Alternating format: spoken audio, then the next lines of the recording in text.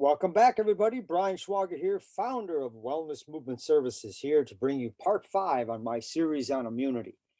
All right, so remember, we were talking about these 4 principles as being like the 4 pillars to enhancing your immune and lymphatic system.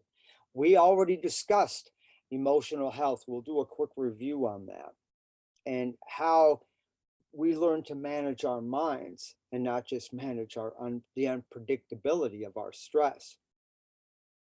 We're moving into biochemical health today. We're going to talk about how sleep affects your immune system. And then we'll move into nutritional health and how what we eat and when we eat and what we're drinking can lower our immune system response and clog up our lymphatic system. And then lastly, pertaining to the immune system, we're going to look at movements like medicine, movements that have been shown to actually boost the immune system. Now, all exercise is good for the immune system. Don't get me wrong, movement in and of itself. But remember, when you're sick and you're coming out of sickness, I shouldn't say when you're in the sickness stage, you don't want to do anything but rest. But when you're coming out of the sickness stage and you're not quite there yet with your energy, that's when I would be providing exercises for my clients that are not overstimulating and specifically are for enhancing various organs, acupuncture meridians, and your immune and lymphatic system. They're specific to that. We'll cover that when I get to part 4 or principle number 4. So remember, we learned in the last part 4, that you're learning to manage your mind and not your stress. Remember, your mind is like a computer, it's a processor. If we change the way we control it, we change the perception of life around us. And remember that emotional stress, but all stressors combined together, 90% of all illnesses is directly connected to stress. Thoughts and the negative thoughts that most of us think about because we're chronically stressed out.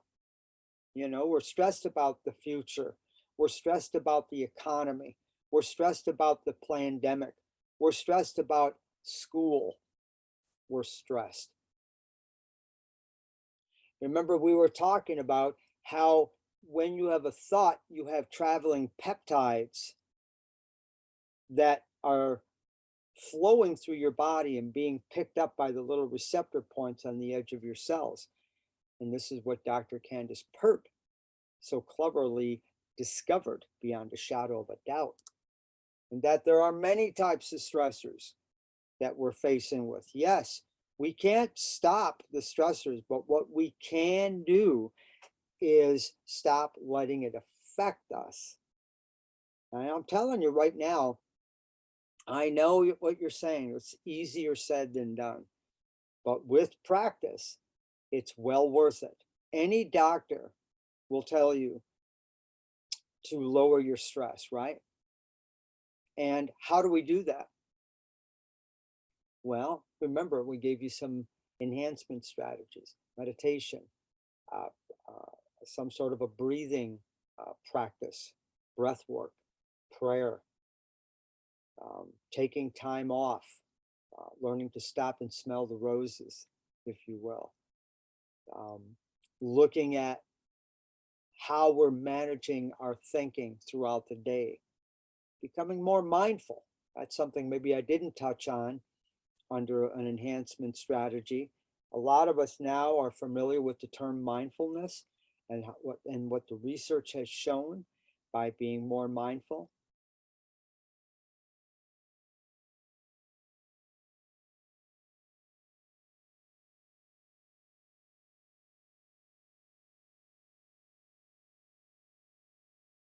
But what I'm talking about here is changing the way we're thinking, changing our perception. And when we change our perception, what we receive, whether we're receiving it through our ears or through our eyes or what we're feeling, that too will then change. And I bear witness to all this because I've used it and I continue to use it in my life. And it works. It's well worth it and has worked for my clients as well. What's the biggest stress response we have right now today? Well, look at what we're dealing with in this world. I was told by a qualified individual, I've listened to a lot of webinars in the last 2 years by various practitioners from around the world, from different studies, everything from psychology to immunology to virology to economics, etc. But what I'm going back to is psychology, that this has made a psychological impact on the people, on everybody in the world. And when we're under this fear, this affects how our immune system responds. And once our immune system is weakened, the lymphatic system follows.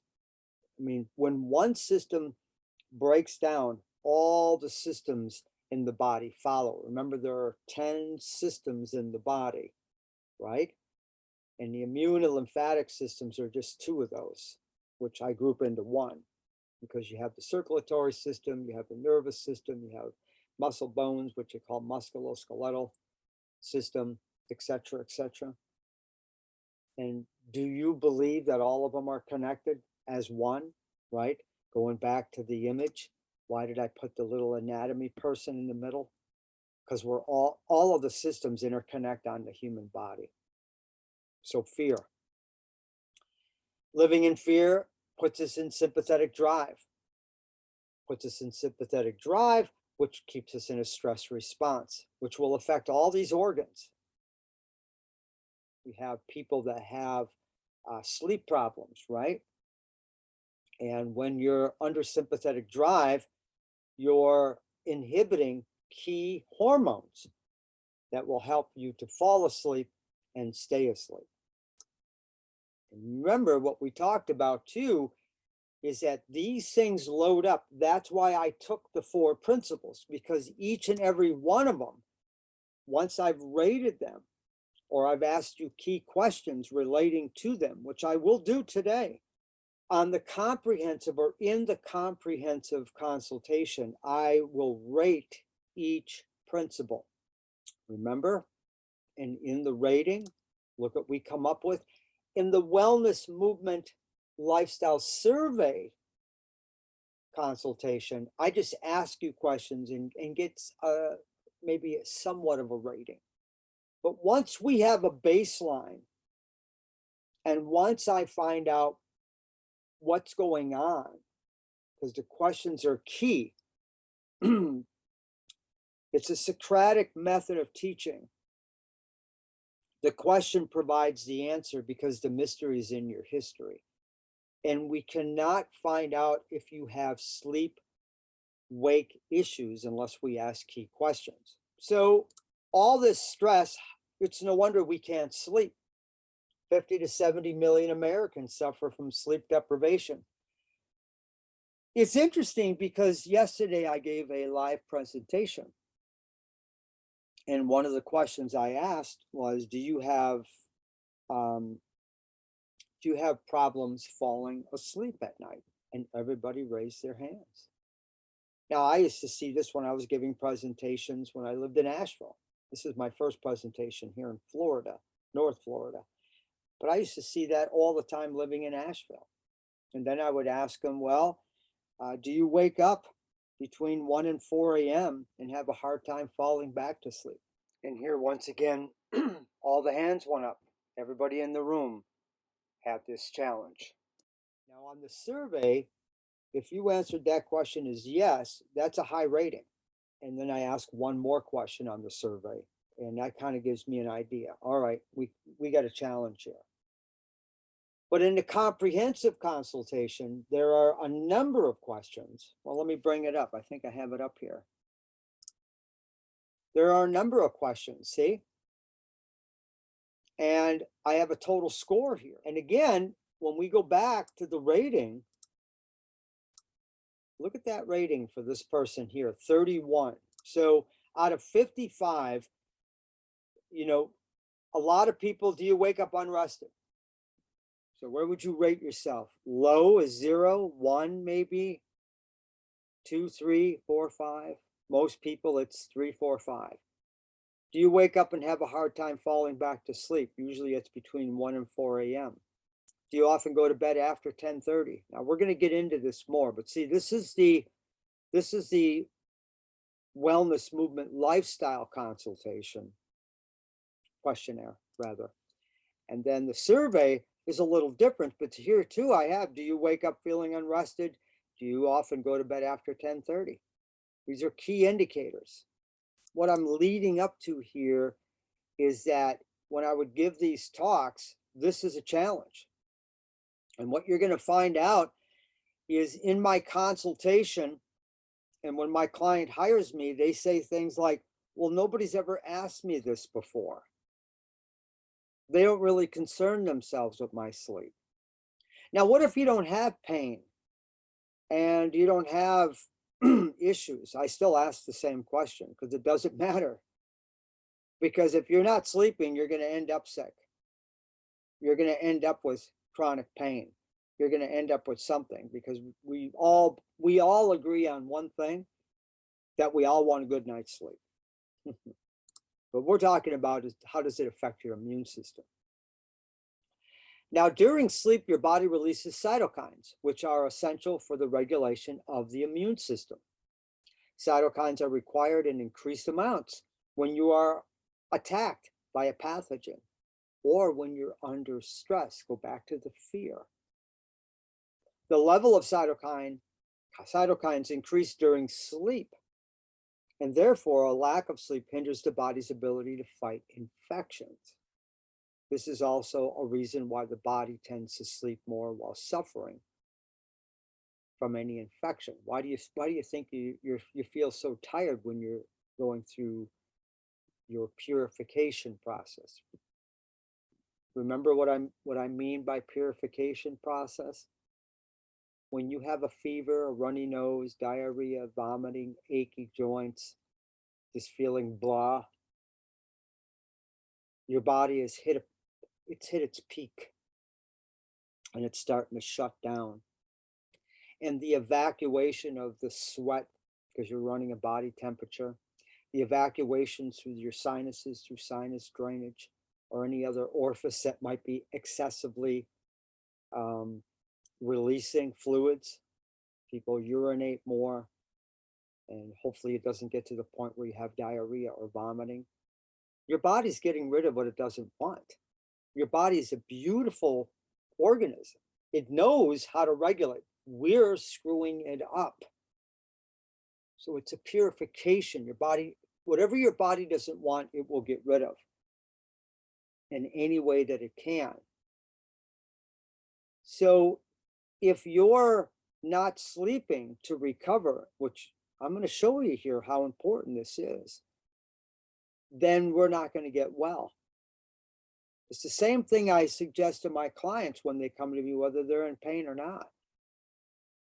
Now, if they're in pain and nobody's asking about their sleep, how are they going to repair the injury? Because your body repairs at night. Why aren't they asking about that? Why don't we get that part handled? So your nervous system isn't all jacked up. Your immune system is all depressed. How are you going to repair any tissues from your back problem or your neck problem or whatever injury you're encountering, or whether you have an illness like chronic fatigue? So let's look at this. The sleeping and feeding habits of all the animals, including you, including humans, are governed by the circadian rhythm. The word circadian is taken from the Latin word circa, which means day, and diem means around. Circadian rhythm is a natural process that controls the sleep-wake cycle. The sleep-wake cycle is determined by complex interactions between the central nervous system, the endocrine system, okay, and the immune system. Remember, the two most important systems in your body are your nervous system and your hormonal system. So when we go back to the endocrine system, they are directly involved with hormonal regulation. So like your adrenal glands. All right, so let's look at this. When you're in this normal range, or ideal range rather, you're waking up in the morning with cortisol, naturally, hopefully. And as you go throughout your day, the ebbs and flows, your cortisol should lower. Now, we're going to get into how this gets messed up here in a minute. Now, you get to around 6 p.m., and that's when your body starts to release the hormones in preparation for sleep. So whether they be your melatonin, your serotonin, which you're going to learn something about serotonin today, growth hormones, you want to continue building your ligaments, tendons, bones, other tissues, in preparation for sleep. Getting to bed between 10 or 10:30 is ideal. I know in a perfect world, it doesn't, I know that we don't live in a perfect world, so that we don't always go to bed when we're supposed to. But we need to change our habits. Remember what we're talking about here are lifestyle habits that need to be changed in order to feel well, in order to boost your immune system. Between 10 p.m. and 2 a.m., your body is repairing its tissues, all tissues. So when my client says, I ask them, do you often go to bed after 10:30? And they'll say yes. And I say, well, what time are you going to bed? 11, sometimes 12, 1 o'clock. All right. So we need to move that up, because you're coming to me to ask for my assistance to help you get out of pain, let's just say, or to boost your immune system, since that's our topic, right? And if I don't help you with the sleep part, everything else, it'll still work. It just won't be as efficient, right? It's like driving around with a hole in your tire. You still drive for a while, but you're eventually going to either have to have that plugged or hit a new tire. You could still drive it. I'm just talking about a hole here. Between 2 a.m. and 6 a.m. is when you got psychological repair, neurotransmitters, communication, right brain to left brain. People are waking up at 1, 2, 3, 4 o'clock in the morning and not being able to fall back to sleep. And the next day they feel kind of out of touch. I've been through that. Can't put words together, can't think. Short-term memory goes to hell. And we wonder why we have such a problem with Alzheimer's, dementia, ADD. This is all part of this. And when we're in an ideal circadian rhythm, we are building. That's what anabolic means, to build up.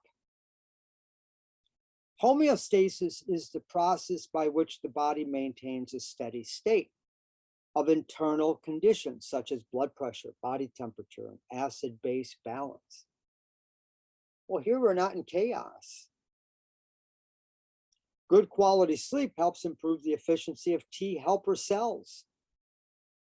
T helper cells are the cells that fight invading bacteria, viruses, or any foreign antigen cells as part of the body's defense system. It also helps to balance out all of your natural hormones. Hormones, remember? Nervous system and hormones, two major systems of the body. They're all important here, ladies and gentlemen, but the nervous system and hormonal system are king and queen. Hormones such as cortisol, melatonin, glucose, growth hormone, serotonin. And as a little tidbit of information, 95% of your serotonin is produced in your gut. And where is 75% of your immune system located? Do you remember this from part 2 or part 3? In your gut. So when my clients are having problems falling asleep, or they're having problems staying asleep, well, what do? I go back to the questionnaire. Now I start asking you questions about what? Which is what we're going to cover in the next part, nutrition. You see how it's all connected? So what happens when you're not feeling well? This is what happens.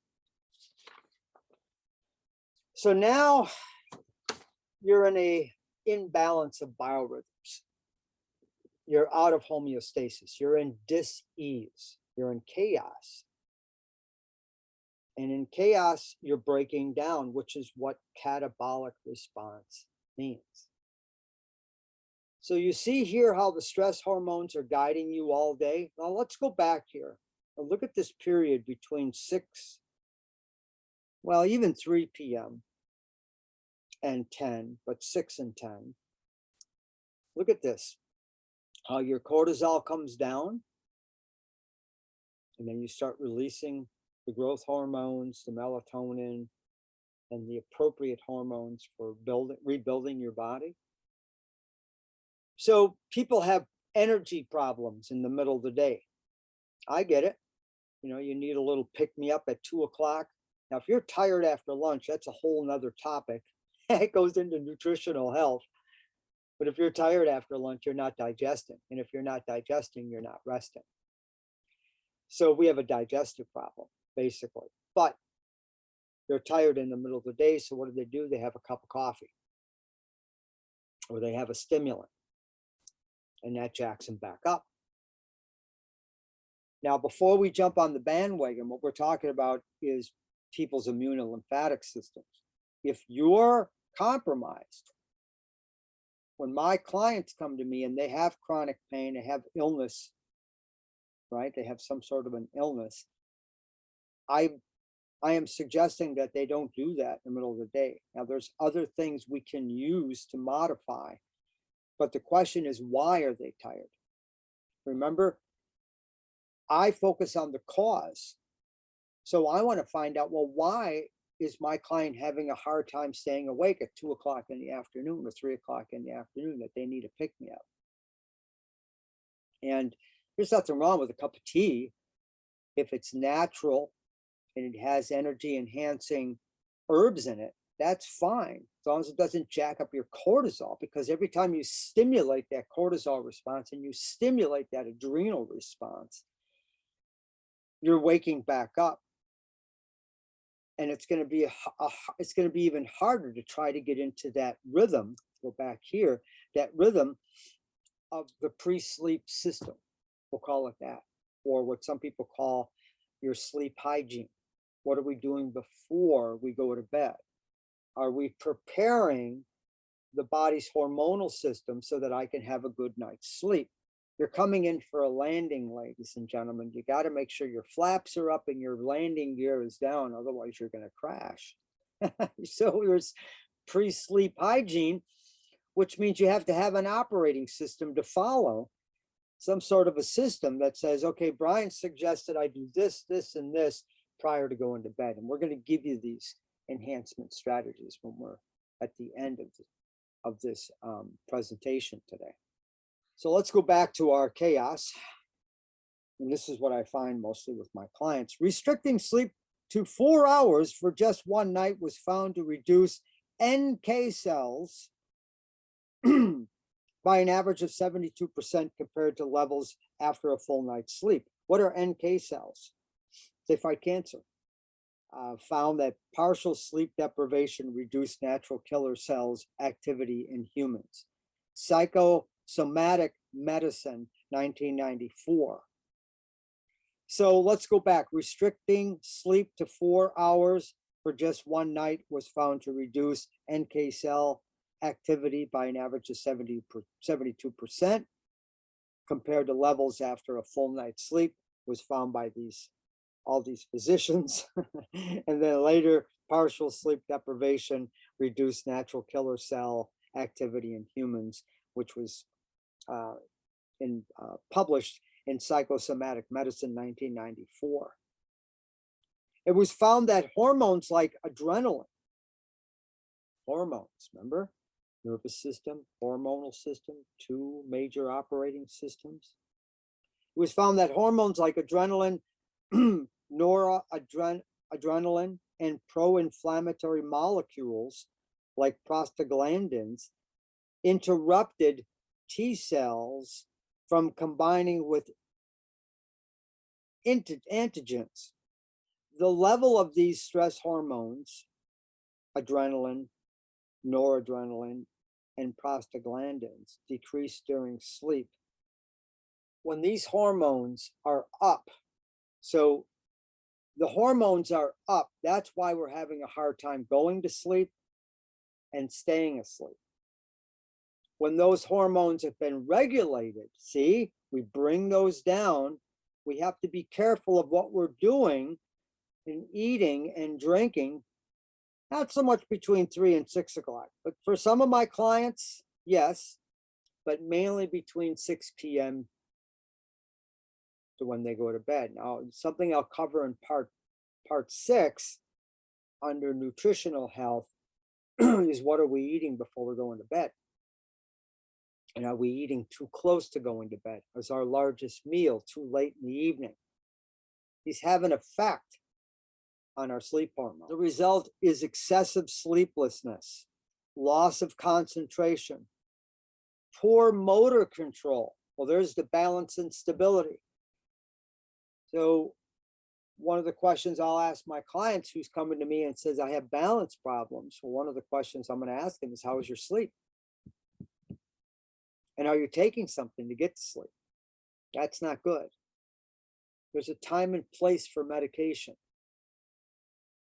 But when my clients come to me, they're trying to find a way to get off those medications. So what I need to do is find out why they're needing it. So you ask them key questions. You're getting to the why behind it. It's one thing I do all the time is the Socratic method of teaching. Socrates said the question is the answer. The mystery is in the history. If you want to know why you're not sleeping, then call me or talk to a naturopathic doctor or a functional nutritionist or a functional medicine doctor. They're going to have you fill out questions and they're going to find out why this is happening and not just treat the symptom by giving you a sleep aid. And it's another thing is people running out and buying melatonin. Be careful, because that might not be the problem. And you might be causing another imbalance. Excessive cortisol production. This is what we're seeing here also. Could result in adrenal fatigue. How many people are aware of the name adrenal? Do you understand where your adrenals are? Let's do a quick review. Now, your kidneys here, right on the top of your kidneys, you have two small glands called your adrenal glands. And they produce cortisol and a number of other hormones to get you, well, to get you into action. So if you have acute stress and, like I said, you come out in the morning, you're all ready to go to work, and you find out you have two flat tires and you're already running 5 minutes late for work, you're going to produce adrenaline. Well, you already produced adrenaline because you woke up feeling you were going to be running late. So you already were juiced up. Then you walk outside and you look at your car and you're like, son of a gun, now I got two flat tires. And do you ever feel fatigued after you've went through a high stressful moment? And that fatigue sometimes will last for days, depending on the amount of stress and what the stress was. You keep doing that day after day. You keep beating up that adrenal system and you get adrenal fatigue. And there are various stages of adrenal fatigue. And this adrenal fatigue will have an effect on your stabilizers, will have an effect on your balance, will have an effect on your digestion. See how it causes this cascade? Going back to this, see how it starts to load up, create this problem, this challenge rather. Excessive cortisol production could result in adrenal fatigue and increased body fat. Why sleep matters is because if these hormones are excessive, you have a weakened immune system. So I don't want to get sick, Brian. I got sick last winter. I don't want to get sick this winter. What do I do to prepare for that? You start changing your lifestyle. We start getting to the reason why you got sick to begin with. And if we look at these things early enough, if we catch them early enough, then we're less likely to have the challenge. Remember, the best medicine is no medicine, but the best, I should say, the best way to look at it is in preparation. This is what we're doing here. I'm educating you so that you can prepare and not despair from the cold and flus season, which is what we're in right now, because I'm recording this in November. We're well on the way. Prevention is the key, right? But if we're not asking the right questions and we're not looking at the reason why, then our preparation will fail. So it's the same thing when I talk to somebody about, let's say, reducing their chances for injury. So they come in and they don't have any pain, but I find out on the questionnaire, their emotional health rating is up, their biochemical rating is up, their nutritional health is up, and their physical health rating, let's say, well, it's not really 51 like this person. Maybe it's down here at 22, but the other ratings were up. The other three principles were elevated. Well, what does that tell you? Again, in this example, person comes to me, they don't have any pain, they want to get fit, and they're asking me, why are you asking me about my sleep, my stress level, and my nutrition? Because if you want to stay active, you got to keep these things in balance. You got to keep them ideal. So it's the same with the immune system. If you want to prevent illness, we got to get a handle on your sleep so that you don't get sick. And if you are sick, well, then you're probably sleeping more anyway, because your body is so tired and weakened by these imbalances. But it had to start somewhere. Cause and effect. All right. So if we have lifestyle, if your lifestyle rating, if your loads continue to go up and you didn't make any modifications, you're going to end up sick. And we're just talking about colds and flus. What's the next thing after a cold and flu? Pneumonia. Pneumonia can kill you. Not to mention the other illnesses that are associated with a weakened immune system, like cancer. The point here is preparation. It's knowledge. It's teaching people. I mean, how many people out there knew about this circadian rhythm? How many people understood that you repair your tissues between 10 p.m. and 2 a.m., and between 2 a.m. and 6 a.m., you're repairing your neurotransmitters? I would say 90% of my clients didn't know that, maybe 95. But yet when they filled out either the survey or the comprehensive questionnaire, this is where they're at. 95% of the people that I see are in pain in some way, shape, or form. They have an illness because they're not at ease, because their lifestyle is out of balance. Yeah, I'm going to have stressful moments in my day. But if I have enhancement strategies, if I have tools, I can triage them right there. Well, here's a good analogy. How many people have a first aid kit at home? All right. So I get a cut. You got to go get the first aid kit. You're going to triage. Put a little hydrogen peroxide on there, clean it up, put a little hydrogen peroxide on there, put a Band-Aid on, and then take care of your immune system so it doesn't get infected. Or if you have a strong immune system, it'll repair itself. But you went to that first aid kit. That was your triage. Where's your first aid kit for those 2 flat tires in the morning and you got stressed? Now, I always say, it's okay to experience the stress. Just don't hold it. Don't stuff it. If you're mad, be mad. I'd be mad too. I'm running late. I got 2 flat tires. I'm mad. Do I still get mad? Sure. I just don't burn it no more. I don't let it take me over because of the tools, because of the enhancement strategies that I used on me. Remember, everything I'm teaching you here, I've used in my life. This is where my life was between the ages of 15 and about 38 years old. But you've been in the business for 40 years. Yeah, the first 15 years of my health and fitness career, I wasn't doing what I'm doing now.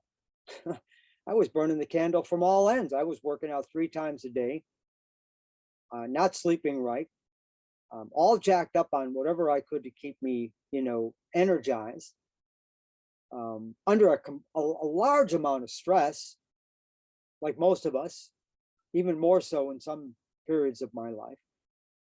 And then I crashed. I had all kinds of injuries. I had back injuries, shoulder injuries, knee injuries from imbalances, from living an unhealthy life.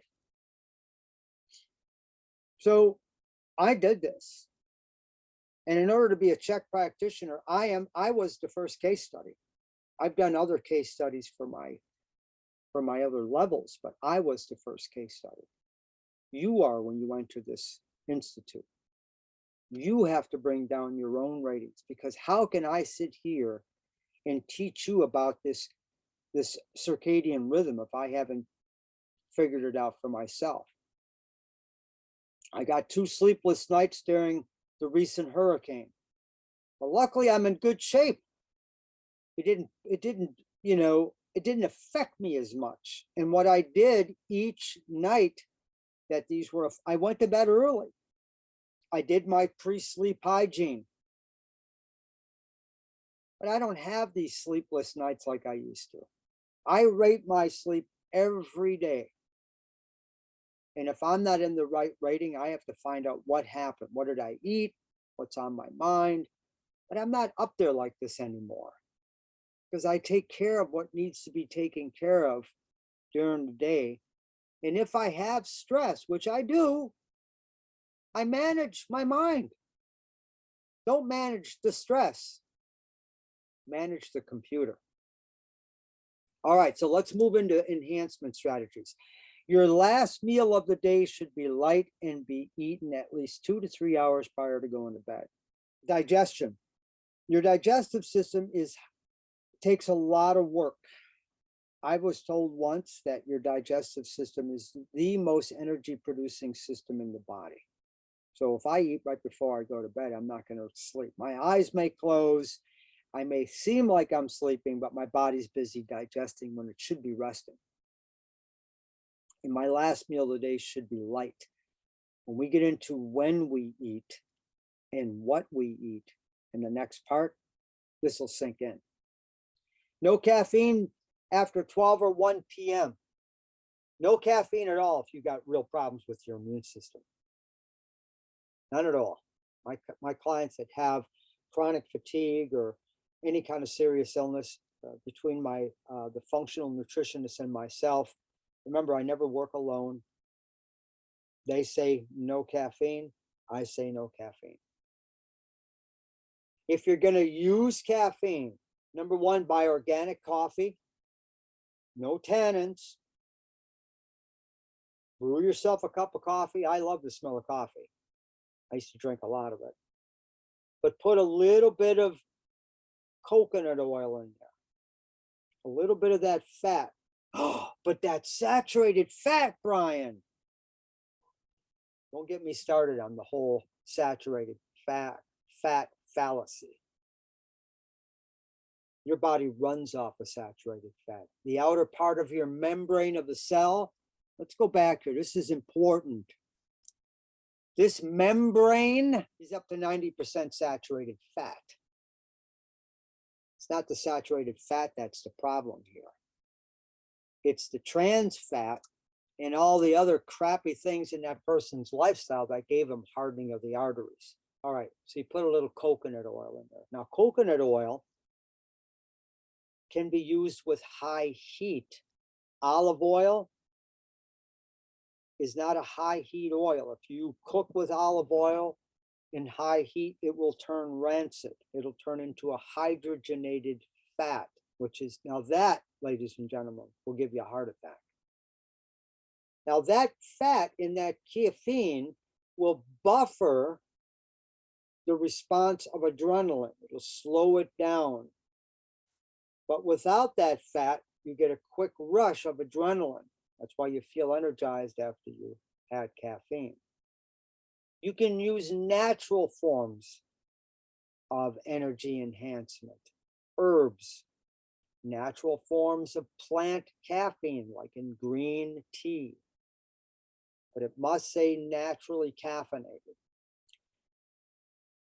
That way, if you're stopping that caffeine between 12 and 1, you're giving your body that preparation time to get into your sleep state. Wind down and prepare for sleep by 10 or 10:30 or even earlier. Now, here's another thing. Brian, I go to bed at 11:30 and 12 o'clock at night. I don't know if I can do the 10 or 10:30 thing. I get it. It takes a while. Not here to break these habits overnight. So this is what I recommend for you. Say you're in bed by 12, and it may take you 15 minutes or less to fall asleep, or more. I say, okay, now tomorrow night, I want you to go to bed at 11:45. Try that for a few nights, and then go to 11:30, and then 11:15. You see what I'm doing here? You take small baby steps. You're developing a new habit. You're resetting the circadian clock. You're resetting the rhythm. And you're doing it in small steps, because the reason why they're up so late is because what are they doing between 3 and, let's say, 8, 9 o'clock at night?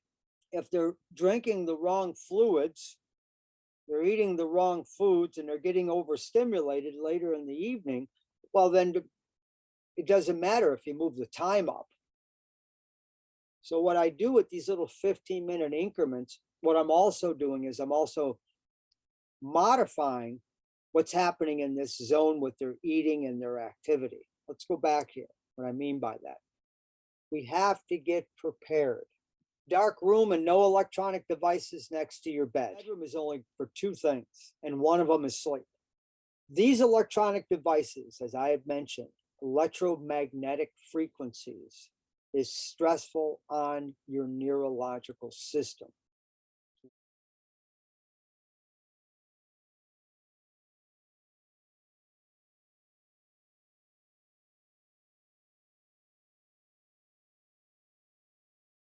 There is compelling evidence to show that these devices have a stimulatory effect in the brain.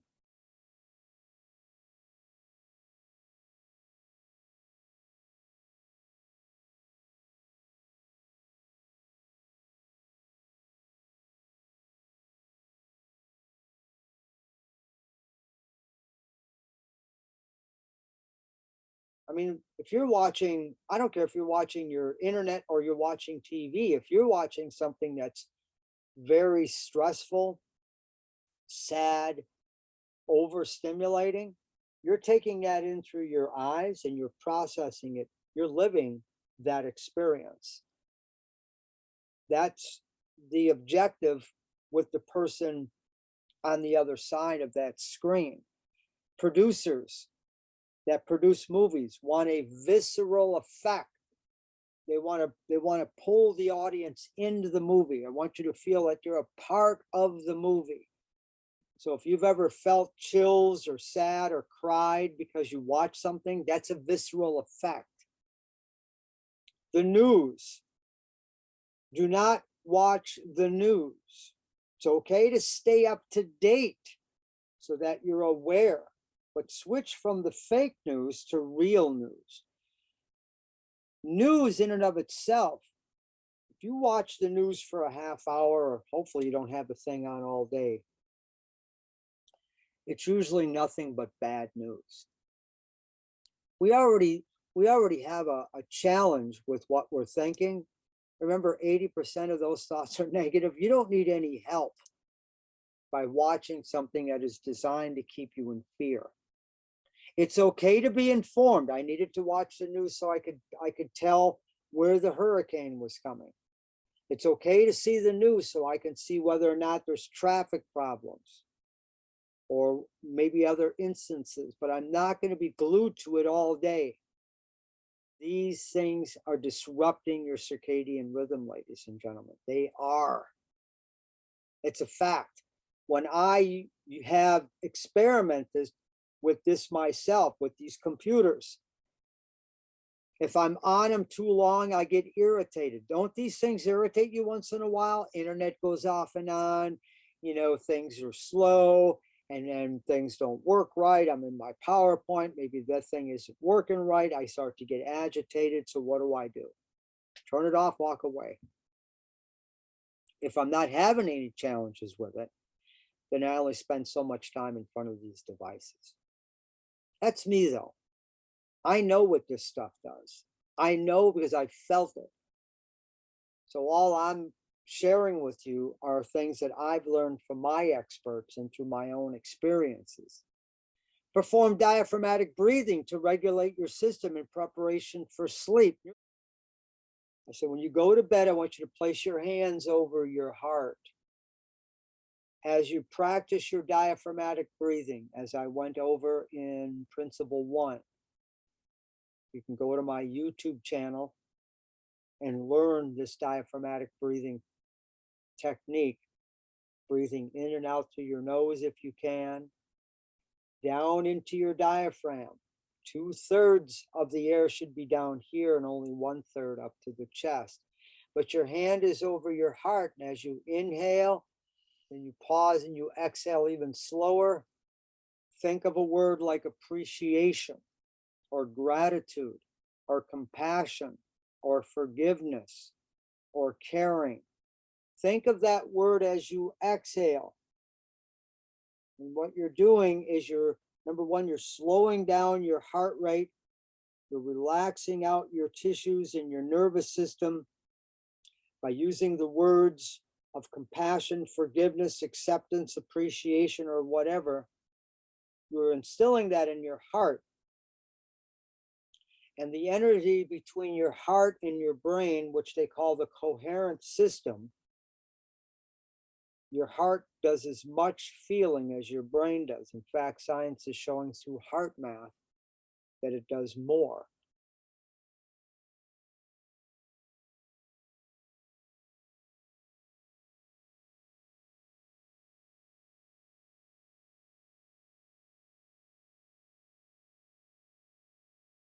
I do this before I fall asleep. So 5 breaths, maybe 6, I don't know. Whatever comfortable for you, or do it before you go to bed. You're sitting there, you're reading a nice book, turned off your computer, turned off your TV, you're going into your wind down period, you practice your breathing. The same thing I would recommend after high stress. Take a breath, slow it down. You can't fix a problem with the same mind that created it, said Albert Einstein. So by taking a breath, taking deep diaphragmatic breaths, you're slowing it down. You now feel better. And now you can come up with a solution to your challenge. Limit exposure to TV, cell phones, or emails 30 to 90 minutes prior to going to bed. For some people, it's more. All depends what you're coming to me with.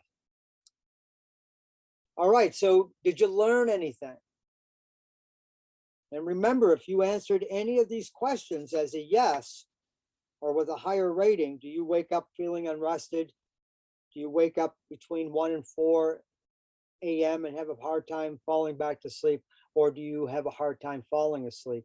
Then know that you're, and you looked at the circadian rhythm. Which one are you?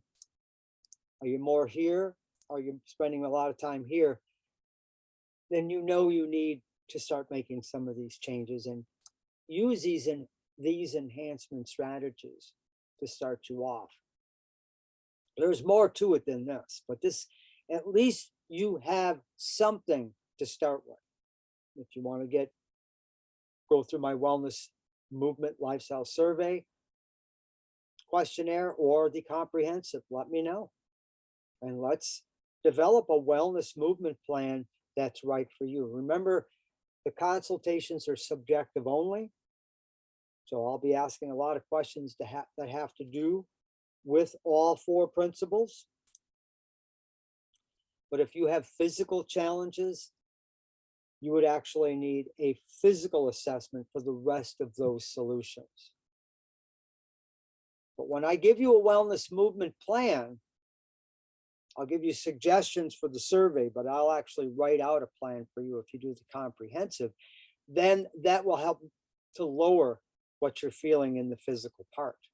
Because if you're making changes here, it's going to affect how you move. You'll be moving better because you'll be feeling well. Remember, my motto is feel and move well. You can't move well unless you feel well. And if you're not feeling well, you have a weakened immune system and a clogged up lymphatic system. So I hope you have some good takeaways from part 5. In part 6, we are going to venture in to a popular topic, nutritional health. Let thy food be thy medicine be your food. All right, I thank you for this. There's contact information at the end of this video, as always. Use these enhancement strategies today and look forward to the next part on my series on immunity. I'm Brian Schwager, founder of the Wellness Movement, founder of Wellness Movement Services, formerly the Wellness Movement Center in Asheville. Wishing you a great day, a good night's sleep. Be well, bye for now, namaste.